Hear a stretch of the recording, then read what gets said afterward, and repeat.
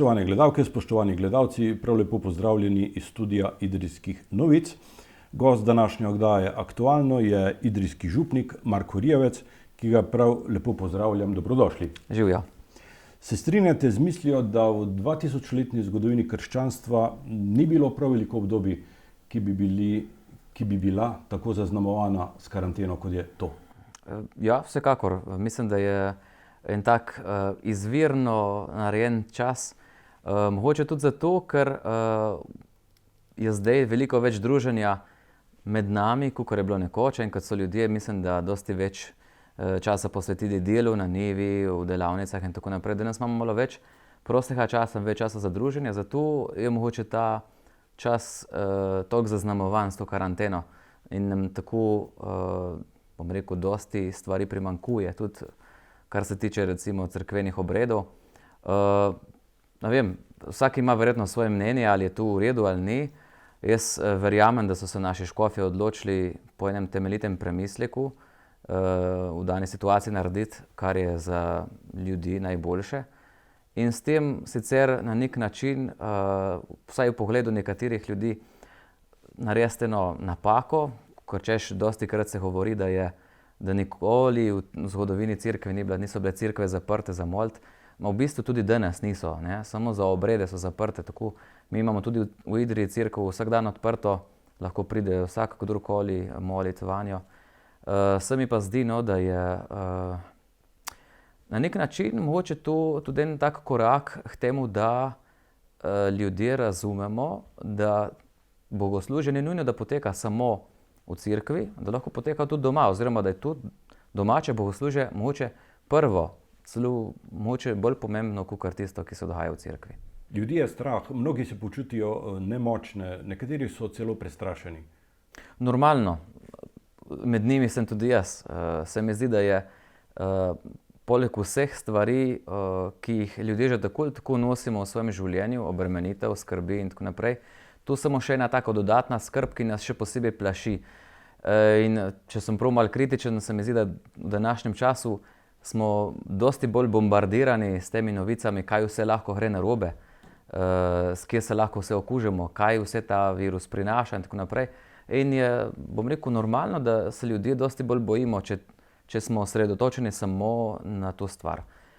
Meni se zdi, da dostikrat imamo problem predvsem v tem, da ne vidimo malo širše slike, da ne znamo stopiti en korak, dva koraka nazaj, da bi videli stvar nekoliko bolj objektivno, nekoliko z enim treznim pogledom na stvar. Panika, mislim, da se ustvarja predvsem zato, ker nismo pozorni na širšo sliko, kakor sem rekel, ne. Meni se zdi, da je zelo pomembno in da mediji v tem cajtu bi morali odigrati na vlogo pomirjevalca ljudi, ne pa tistega, ki seje paniko in strah med ljudi. Predvsem zato, ker se mi zdi, da je tu nekaj, kar bo pustilo na nas ene globoke posledice. Ta strah se mi zdi, da je lahko zelo dolgoročen problem, kakor si mi mislimo zdaj v vsem tem cajtu. Mogoče mislimo, da ko bo te stvari konc, da mi bomo, kot da bi preklopili z enega programa v drugi, lahko začeli živeti popolnoma enako življenje, kot smo ga predtem. Ma ne bo tako, ne.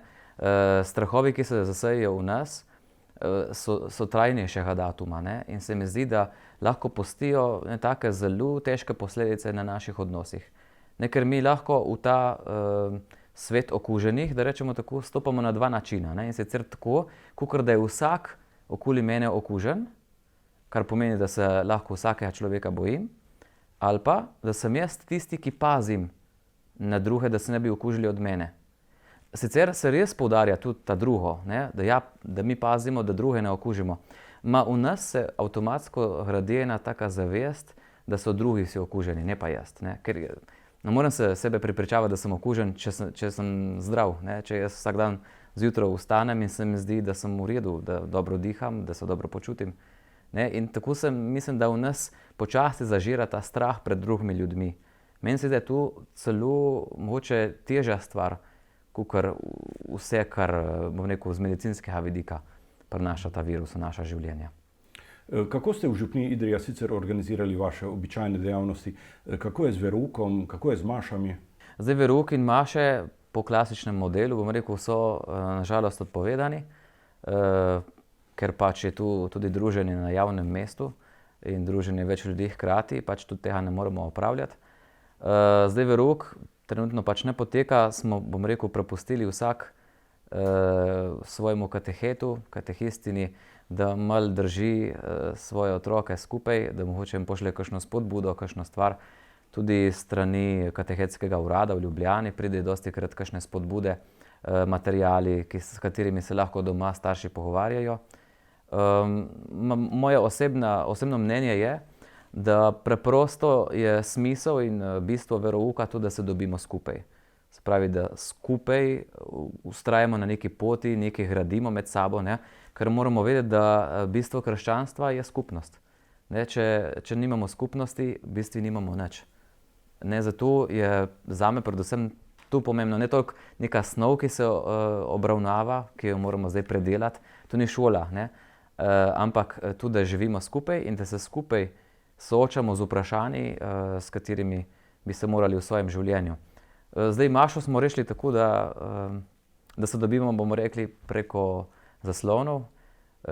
Vsaj nedeljsko mašo se posnamemo in predvajamo v živo na YouTube kanalu. In bom rekel, glede na to, kakšne odzive dobivamo, so ljudje zelo veseli, da imamo eno stično točko, kjer se kljub temu, da se ne dobimo prav tako fizično, vsaj srečamo, si pokažemo, da smo skupaj, da smo še zmeraj skupnosti, da držimo skupaj, se podpiramo in si dajemo korajžo. Pogrebi pa so vendarle prilagojeni, poroke pa bojda celo preložene za čas po epidemiji. Ja, in upam, da bo to čim prej, ker meni je to res hudo, da se dva, ki se imata rada, ne morata poročiti. Še posebej, ker v današnjem času tu ni ravno pogosta stvar. Zdaj pogrebi so v ožjem družinskem krogu. Tudi takrat se držimo, da smo predvsem zunaj, pa da opravimo pogreb tako, bom rekel, zelo okleščeno. Kar tudi meni, na žalost, je ena taka težka stvar, no, ker vem, kako je zelo pomembno takrat, kadar ti nekdo umre, da se imaš čas in tak dostojen način, da se lahko od njega posloviš. Se pravim, nobenemu ne privoščim, da bi zdaj kakšen pogreb obhajal, ker je res, ne vem, se ti zdi, da si tako malo zapuščen, ne?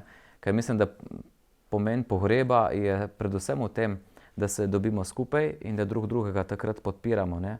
Mi tistim, ki žalujejo, zato pridemo mi na pogreb. Pokažemo, da smo zraven, da nimamo kaj razložiti, da nimamo kaj pomagati, samo to, da smo blizu in da oni to vejo. Smo na začetku velikega tedna, postni čas se bo s četrtkom pravzaprav iztekel.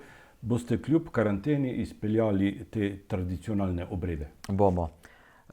In tu predvsem zato, ne samo zato, da bomo zadostili nekim zapovedim ali kakorkoli, ampak predvsem zato, ker se mi zdi, da bo to predvsem s temi našimi prenosi in pa s tem, da bomo ljudem dali vedeti, recimo zvonjenjem, oziroma da bomo zvonove izklopili v petek, dali vedeti, da se nekaj dogaja, da je nekaj drugače, da prinašamo praznik tudi v neko praznino našega časa. Ker je tu, se mi zdi, ena od zelo pomembnih stvari zdaj v tem času še posebej, da damo ljudem vedeti, da Bog stopa v našo situacijo taka, kakor je. In da se velika noč zgodi tudi v takem trenutku. Kako pa bo potekal letos tradicionalni sobotni blagoslov jedi? Tradicionalni pravzaprav ne bo, zato ker je situacija taka, kakor je, tudi skupaj ne moremo priti. Škofje so predlagali, da se recimo blagoslovi jedi kar doma, oziroma se spremlja prenos po televiziji oziroma radiju. Ampak po enem takem premisleku z gospodom vikarjem sva se odločila, da bomo naredili vsaj en, bom rekel, drugačen način srečanja med nami.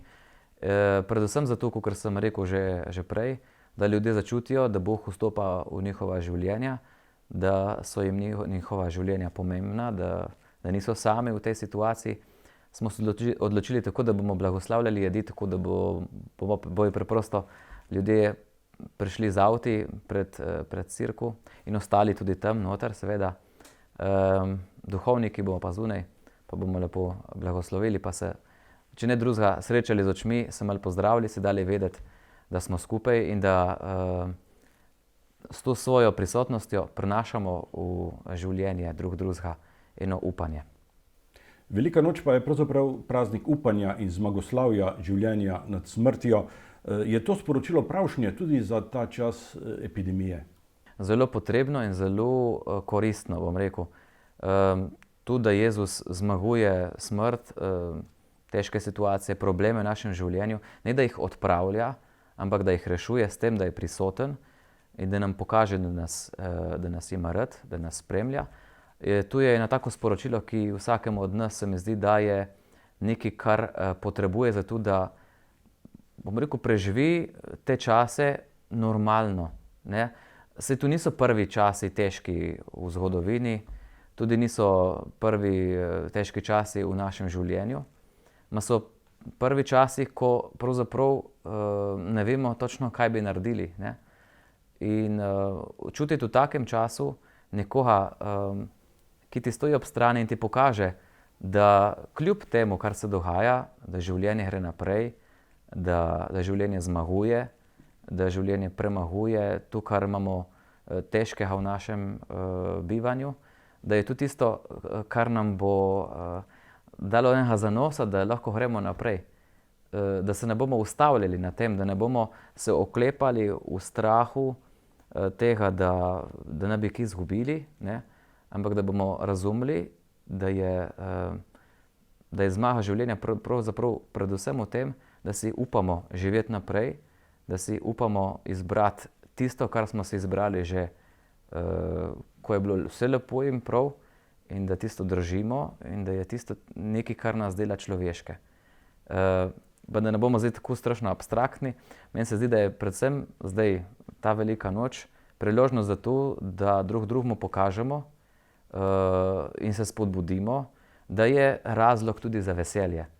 Da nimamo v tem trenutku samo razlogov za strah in za paniko in za to, da se zapiramo med sabo, ampak da iščemo kakršnekoli poti do tega, da bi drugemu človeku pokazali vrednost življenja in da bi se tega razveselili.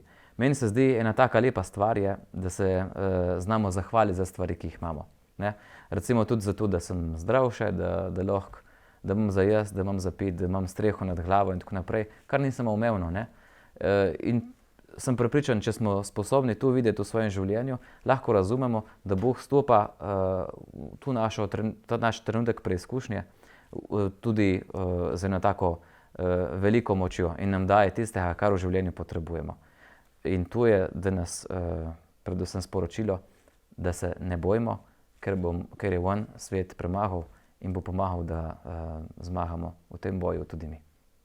Hvala za ta vaš optimizem, za pogovor, za pojasnila. Gospod Marko Rijevec, vam, spoštovane gledalke in gledalci, pa hvala za pozornost.